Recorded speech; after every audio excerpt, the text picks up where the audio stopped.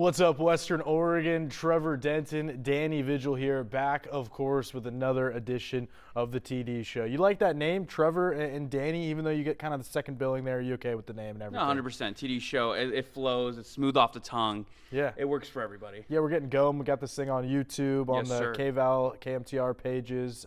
Got this thing going on Spotify, wherever you get your podcasts. So we're excited to kick this thing off. We're going to get a new logo soon. That's definitely top In the of the works. list. So, Currently in the works. yeah, stay tuned with us. We got some big things cooking up. And speaking of big things cooking up, man, Oregon softball. What a fantastic weekend in the regionals, Danny. Huge weekend for Oregon softball. I mean, you look at Ariel Carlson. Yeah. She, had that walk-off grand slam. Yeah. She, huge for her. She was 3 for 4 with 7 RBIs. The program itself had 14 runs against Arkansas. Yeah. I mean, this is a win that Melissa Lombardi wanted. All the players wanted. I think it was just such a huge, huge win for the Ducks. I mean, Yeah. yeah. We were talking last week. We recorded last Monday right after Selection Sunday, talking about how, seemed like this team was going to host a regional for most of the year. That didn't happen. They ended up back in Fayetteville, Arkansas, where they ended disappointment. They ended in disappointment last year, losing to the Razorbacks 2 different games. Both of those games last year, Arkansas had these late pushes. I think they had 6 runs in the 6th inning. In both of those wins, and Oregon really flipped the script. It was a back-and-forth game, trading home runs, trading 3-run home runs kind of early on. And then that 5th inning, Ariel Carlson, she hits a home run. Oregon keeps adding on to their tally. They end up going 10-4. Yeah. She's back in the batter's box, same inning, and then launches a walk-off grand slam, like you said, to run rule the Razorbacks. And that's poetry, man. That's what sports are about. The same place that you have your season end prematurely the year before, you end up celebrating it and having a Gatorade bath in the very next year. So let's kind of hear from the team what they said after that big regional final win over Arkansas. To be standing on that field and not getting what we wanted, but then to hear our name called and for us to come back here, it was a part of our journey. And we accepted it. I can't say enough how proud I am of our team. We've been talking about a quote all weekend, and it's fate happens so redemption can follow. And I think ending last season with tears of sadness and, coming back here and then being on that same field with tears of joy was the way it was supposed to happen, and couldn't have written it better myself. I grew up being a Duck. I was a Duck before I even started playing softballs, and that I'll be a Duck when I finish. I will always love this university, and yeah, that's all I really have to say. It's just one of the best feelings. Yeah, so that's an emotional team after that win. You can really tell how much it means to the program. Ariel Carlson, a Eugene kid, Yes. Marist Catholic, Yeah. born and raised, talking about how much it means to her to be a Duck. Really cool to see that. I love that quote, fate happens so redemption can follow. That's what Tara McGowan, ever the philosopher, said after the game. I want to get that tattooed somewhere. Fate happens so redemption can follow. I mean, that's an emotional quote. I mean, this is like a storybook. This is something you see in a movie, honestly. I mean, it's huge for Oregon. It's their first Super Regional since 2018. Yeah. It's the first for Melissa Lombardi. I mean, like you said, a year ago before, they were back where they were at against Arkansas. But now, like you said, they flipped the script. And, I mean, now they're going to be facing OK State in the Stillwater Super Regional. That's going to be a really exciting game. They played them earlier this year in Mexico, Puerto Vallarta Invitational. Yeah. They lost to them 0-3. But I'm excited to see what they do this next time when they play against them. Yeah, it's going to be a real difficult task. Both these Oklahoma schools, Oklahoma is going for 3 in a row. The Sooners are. Oklahoma State, their Stillwater rivals, are elite as well. I mean, really crazy record. They've gone on a tear all year, like you mentioned, already have beaten the Ducks. So this is going to be an uphill battle, but best 2 out of 3 series.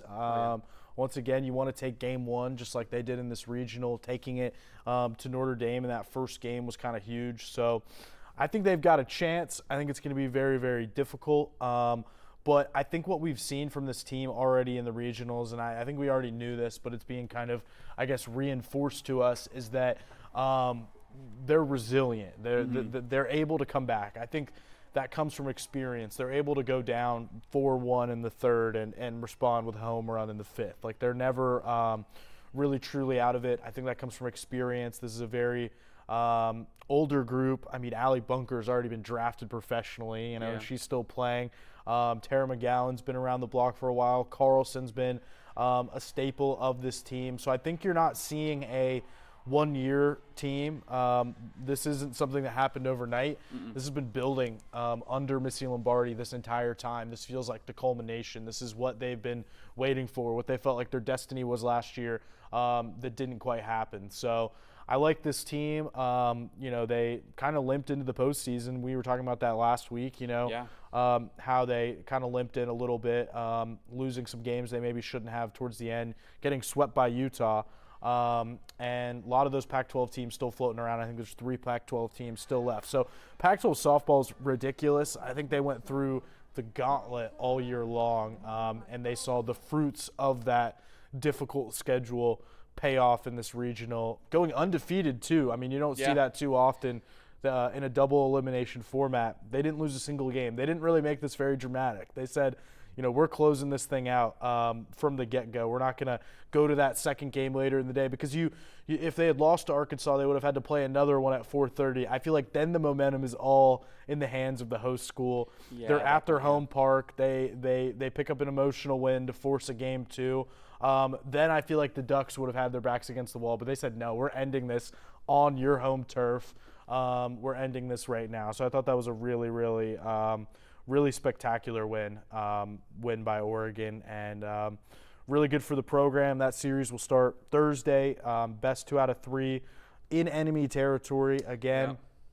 What do you think? You got a prediction for this? You know, I mean, we've seen it from the Ducks again. They have their backs against the wall. They're going to be, again, in enemy territory. The underdogs for sure. 100%. But I think they're going to shake things up again. I mean, we'll see what they do with OK State. But, I mean, like you said, they have a veteran squad. This, like you said, it didn't happen overnight. So I think really they have all the pieces together. They have the coach. They have the players. And I think they can really do something against OK State. And I think they can eventually maybe punch their ticket to the World Series. That would be incredible. It's been a while since that's happened for Oregon. Obviously hasn't happened under Missy Lombardi. A college World Series trip to Oklahoma City would be special. Oregon State was kind of the unlikely one that got to do it last year. We'll see if it's Oregon's turn to punch their ticket to Oklahoma City. So, yeah, exciting stuff. Ariel Carlson, 7 RBIs, like you said, for the Eugene kid. Marist Catholic, represent. Go Spartans. Shout out Marist Catholic. Yeah. I live right by there. I mean, Yeah. I haven't been to any of their sporting events, but I've heard they're studs. I've heard Marist Catholic, they produce some good athletes. Absolute studs. Speaking of studs, we got the Pac-12 baseball tournament coming up too. Yeah, in Scottsdale. Starts tomorrow. New format that we're seeing. It's the new pool format. You know what? I am going to be honest. I looked at the Pac-12's website, and I cover this for a living. Yeah. I looked at the website for about 45 minutes trying to figure this out. I was like the Zach Galifianakis gif where he's like trying to do math in the air. I'm like, carry the 1, carry the 5. Like, why am I doing long division right now? First of all, I don't think we need to make things this complicated for a new conference tournament. This is only the second year.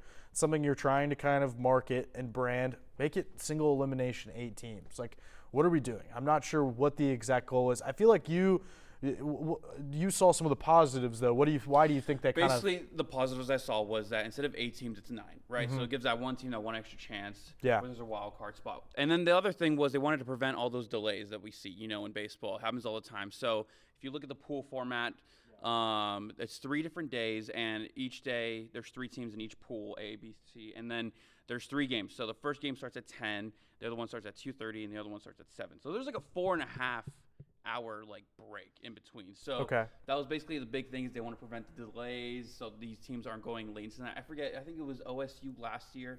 Did they have a game that went into like it was like 6 hours against UCLA. 6 hours against UCLA. I mean, they went to like a Whataburger afterwards. It was a fascinating thing. I mean, it was the only thing that was open. So I think that's what they want to prevent. They don't want these guys to be going, you know, staying up too late, having, like you said, 6 hours. I mean, yeah, because that wears everybody down before the actual NCAA championships. Like, that was the thing with Oregon State was like, do they even want to win this tournament and have to keep playing? I remember that kind of being the conversation last year.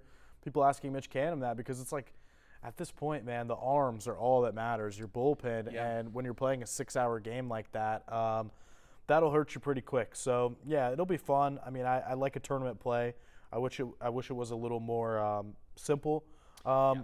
for sure. I'm with you. It took me about I was staring at that screen on my computer like this for a good 30 I was like, minutes. I failed trigonometry for a reason. Why are we doing this again? What pools are we in? Are they indoor pools? Are they outdoor pools? Are they chlorine? Are they salt? I was like trying to figure it out, but it's gonna be fun.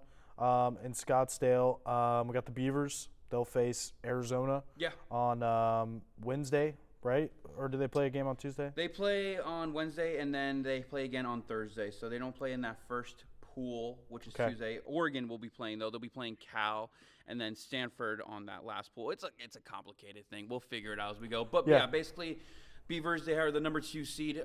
Stanford's the number 1 seed. Oregon will be playing Stanford in that last day. Yeah, that's an interesting one because Oregon had a lot of success against Stanford earlier in the season, really kind of stifled them, especially with Jay Stofall. Again, I mean, I feel like I'm saying it every week, but they really need that guy back. We'll see if we get an update on that. I like the draw for the Beavers against Arizona and Arizona State. I feel like Arizona State got off to a really hot start, and then they kind of tailed off a little bit. Arizona having a down year compared to their standards, only 30-23, and they're historically a very good team. So that'll be interesting. We'll see how much of a run they go on. I think Oregon needs this more than Oregon State. This the D1Baseball.com poll, which we tend to use, they love Oregon State. Like they're like 10th they're in that 10th. poll. Took it to Western Carolina over the weekend. Still not sure why. That was their final series of the season.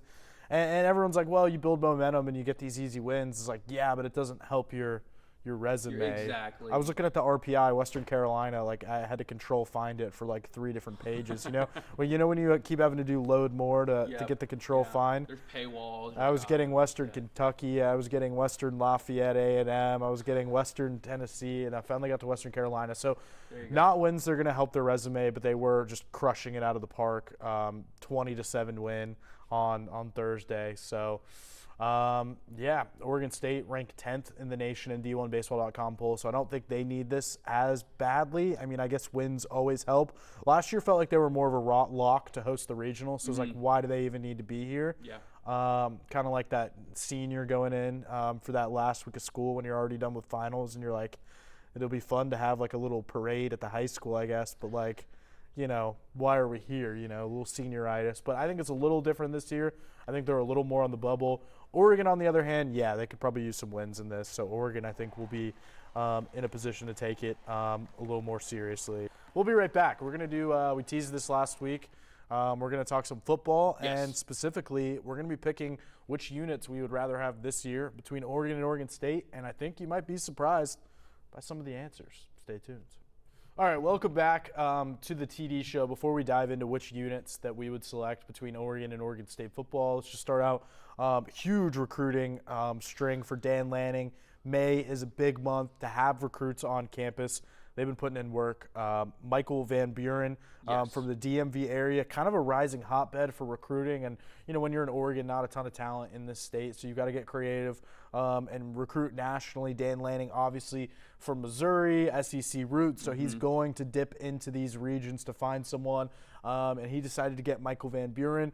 Only 5'11", but he seems like a dynamic player for sure. No, I'm excited for this guy, and obviously we saw this is a huge rebound for Lanning after missing out on Dante Moore over when he went to UCLA, and I think this is a great 5-star quarterback. I mean, I'm excited. Like we said, the height 5'11" is a little worrisome, but he's a dynamic player. He was great in high school. He's number 18 overall, but I think he was number 2 in pocket passing. Yeah. Right over your guy who committed to Georgia, number 1. Dylan Raiola. Yes, exactly. Yeah. So I think this is a huge move for Oregon. They've been putting in work, man. Oregon has been really killing it in the transfer portal this year. Transfer portal commitments. They are adding depth to their football team. Yeah. I am just really excited with this commitment. Yeah. And then they got Zadavian Sims, big D lineman. That's huge because there's such a lack of those on the West Coast. But I will say, this is a really good class for California this year. I think California has been on the downswing, especially in terms of like producing big men. We've seen a huge downswing, long far cry from like the Khalil brothers playing for USC.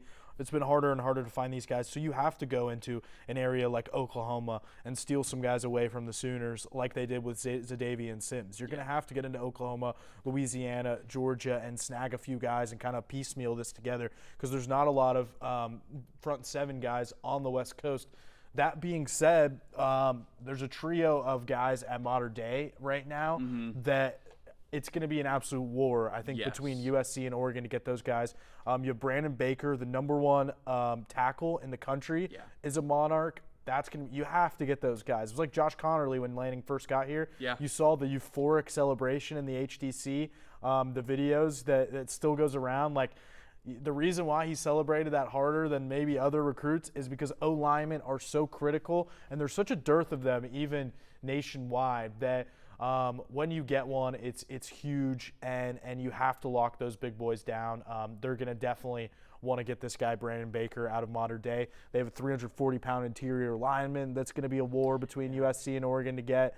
There's another D lineman, 290 pounds. So the West Coast hasn't been known for producing these guys, so you've got to lock them down when you do have a year. It's a really good class for California.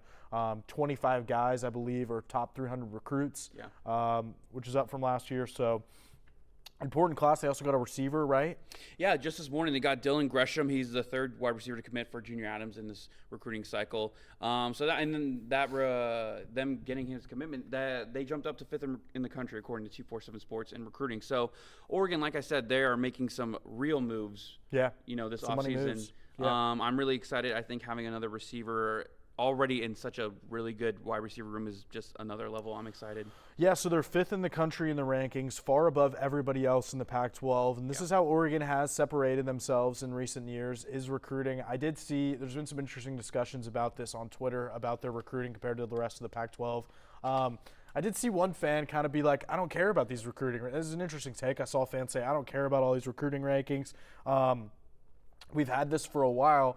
We need to start winning games on the field. Like, we lost to Washington and Oregon State last year. So it's like, I think what Lanning has done so far is he's probably exceeded expectations as a recruiter. We knew that would be a strength coming from Georgia. I mean, all these defensive guys that are getting drafted from Georgia, Lanning brought in the lion's share of those guys. The Jordan 100%. Davises, he was the lead recruit. Malachi Starks on a lot of these guys and getting them to come to Athens. He's getting these guys to come to Eugene.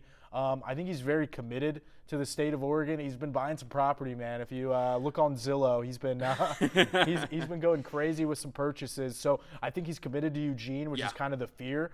With Oregon, they're kind of the Oregon's like the guy that gets dumped a couple times, maybe after some long relationships, and you're like, is it me? Am I the problem? Am I the reason that I keep getting dumped? They're a little scarred from these departures 100%. Of coaches, so they want someone that's going to stay. I think Dan Lanning wants to stay. I mean, it's bold to say, but with that being said, while he's exceeded expectations as a recruiter, there is a long way for him to go as an on-field head coach. There's a lot better decision-making that needs to be made. Too many onside kicks, too much Brandon Staley, I think, in his game, the Chargers head coach, and he needs to become a little more conservative in certain ways. So I'm interested to see his growth because, he's going to be compared to Kirby Smart for the rest of his career. The same way that Kirby Smart will always be compared to Nick Saban, Dan Lanning will always be compared to his mentor, Kirby Smart. Dan Lanning, before that Georgia game, said he wouldn't be where he's at without Kirby Smart. So within that comparison, Kirby Smart, I think, was a trash on-game coach his first couple years as someone that follows Georgia closely. Two examples. Terrible fake kick against Joe Burrow's LSU in 2018. Before Burrow was like him, the year before he was him, he was just kind of a he. He wasn't the him yet. LSU won that game, one that Georgia maybe should have won, in part because of that fake kick. A fake punt against Alabama the next year. Was pretty terrible. It actually might have been, I actually think it was the same year, SEC championship. They put Justin Fields on max protect on a punt. Alabama's like, Justin Fields is on a punt. It's probably a fake coming. It was direct snap. He gets stuffed. So Kirby made very similar aggressive. It's funny to me that it's the defensive coaches that make these aggressive decisions. Brandon Staley's like a great example of the Chargers.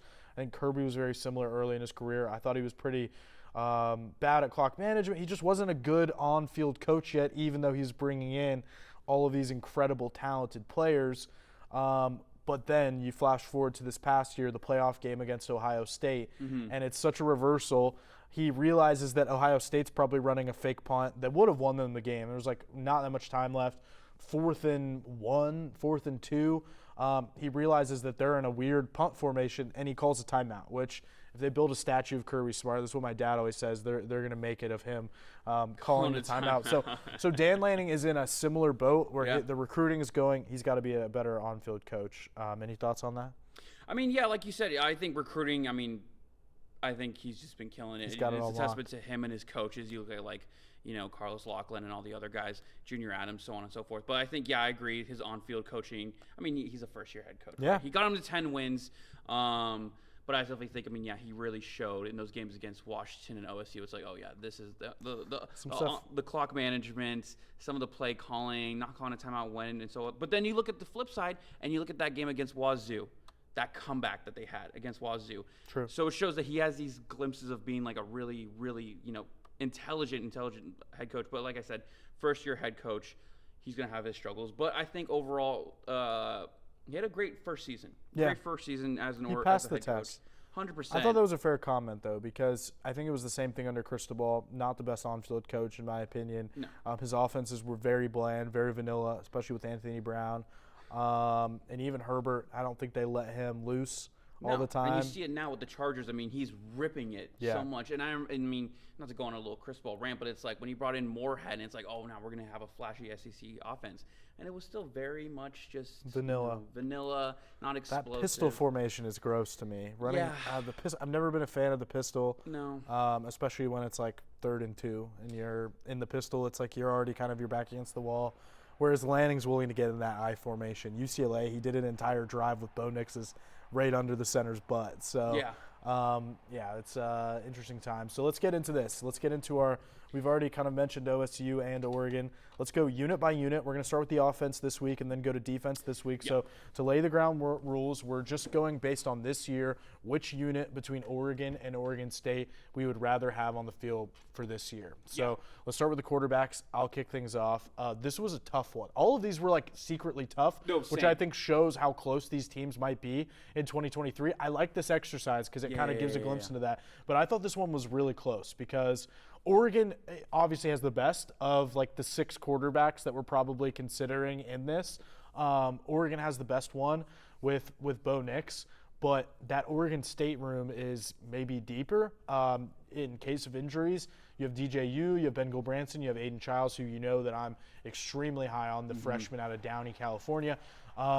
Here's the thing. I'm still going with the upside of Bo Nix. I'm still taking Oregon's quarterback room just because I feel like they have an actual Heisman contender, whereas Oregon State's guys are a little more middle tier, at least for what we know. So I'm going with Bo Nix. What do you think here? Honestly, I was kind of in the same boat with you, man.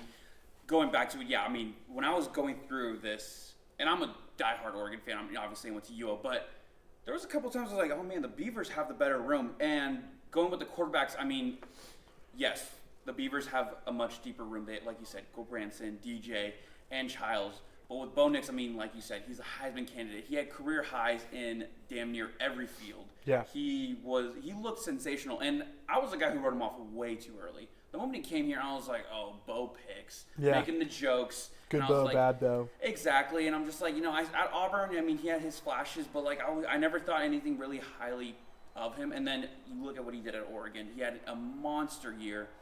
And like I said, he is a Heisman contender. He is 100% a dark horse for the Heisman. But that has nothing to do against Oregon State. They have a great quarterback. So you're going to Oregon as well? I think yes. Bottom line, I am going with Oregon. But that was a very close one to pick. I was really balancing it out. But it's close for me as well. I think in the case of injury, with that caveat, I think Oregon State has better depth this year. Yeah. But I'm still going with Oregon because of the upside. Now, another very interesting one, the running back. So for Oregon State, you're going to have Damian Martinez. You're going to have the same room that you had last year. You're going to have Damian Martinez. You're going to have Jam Griffin, who I think is a stud. Deshaun Fenwick, big back. They can pick up the short yardage. I'm going with the Beavers over Bucky Irving and Noah Whittington. Now, again, it's similar to the Bo Nix one where I might like Bucky Irving, I think a little more than everyone else that we just mentioned. Very close between him and Damian. But since it's a little different than quarterback where everyone's going to play, I'm going with Oregon State for their depth. I think you could count on anybody. Even Isaiah Newell scored touchdowns against Oregon. I think it's a deeper room. I'm going with Oregon State for running backs. I am just such a fan of Damian Martinez. I mean, Great player. He's a great player. He almost broke 1,000 yards. He had like 600-yard games this last year. He made freshman of the week 3 weeks, not in a row, but like 3 weeks. He had freshman of the week. I am going to also go with OSU. Mostly just because of Damian Martinez, but also like the guys you say, like Griffin. But I don't know. Both rooms are good. Both rooms are very good. Both rooms are very good. Obviously, you see that Oregon lost Sean Dollars. They lost Byron Cardwell. But like I said, I mean, OSU, Damian Martinez, he's just a stud.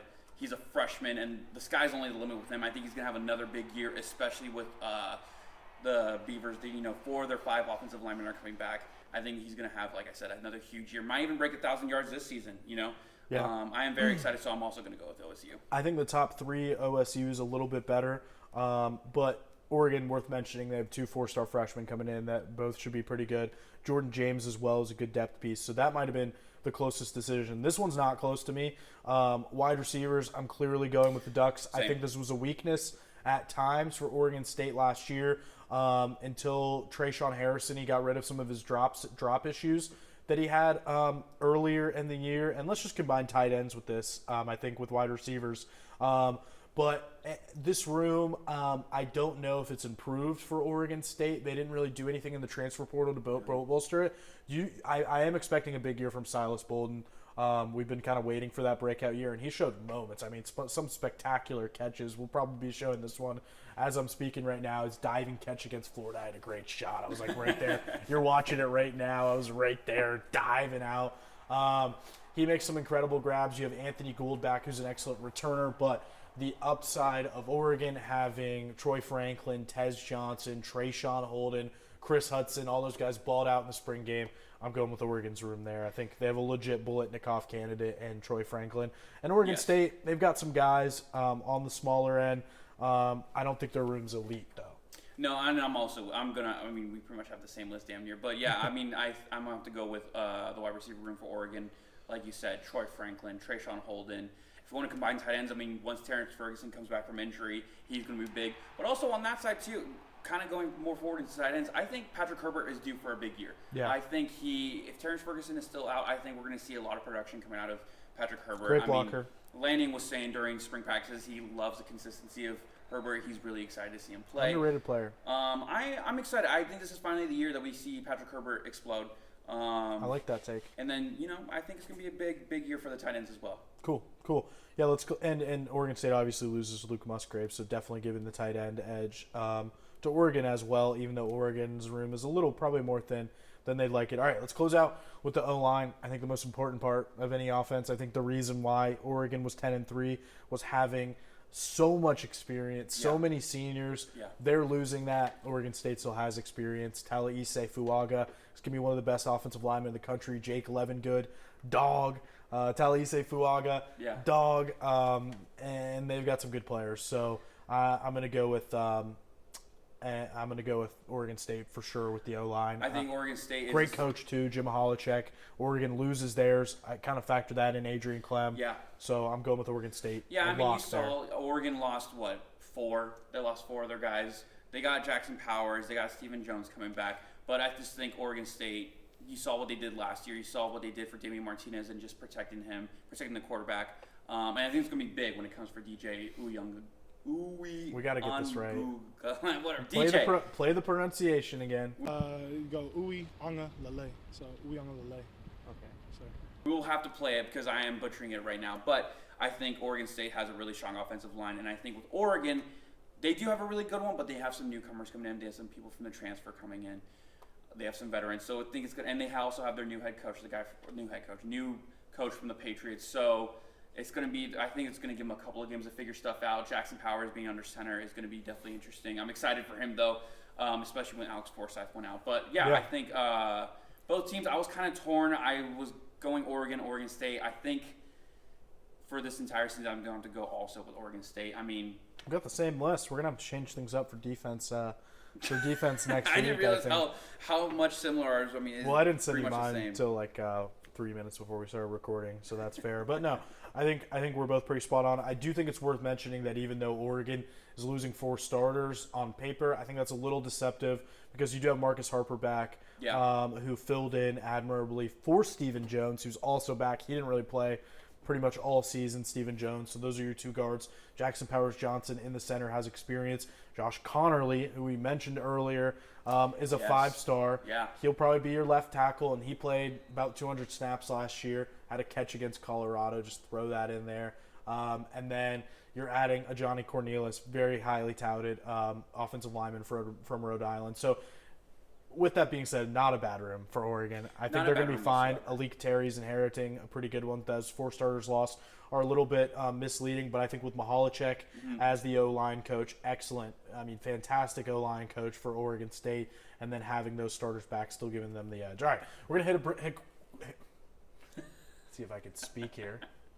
We're going to leave that in just to, expose me a little bit, see if I can learn how to speak again. But we're going to hit a quick break, and then when we're back, we're going to talk some NBA playoffs and get out of here. So stay tuned.